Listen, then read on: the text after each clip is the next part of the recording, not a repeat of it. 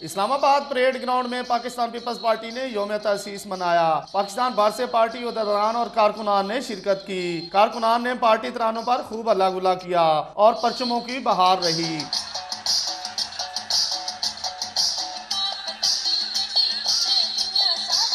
50ویں سالگرہ کے موقع پر پارٹی قائدین نے خطاب کیا۔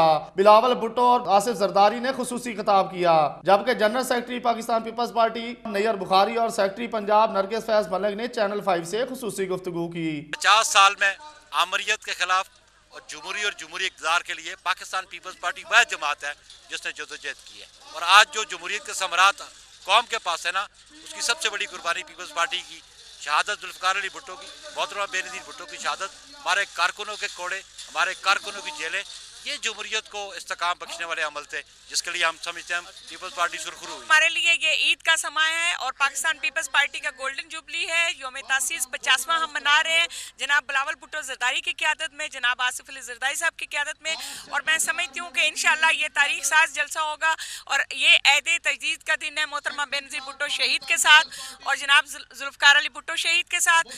آج ان لوگوں کے تابوت میں آخری کیل یہ جلسہ ثابت ہوگا جو کہتے تھے پاکستان پیپلز پارٹی ڈیڈ ہو گئی ہے۔ اس موقع پر سیکیورٹی ہائی الرٹ رکھی گئی تھی۔ پاکستان پیپلز پارٹی نے آج پریڈ گراؤنڈ میں جلسے کا اہتمام کیا اور 50ویں سالگرہ منائی۔ کیمرہ مین اظہر کے ساتھ ضمیر حسین ضمیر، چینل 5 اسلام آباد۔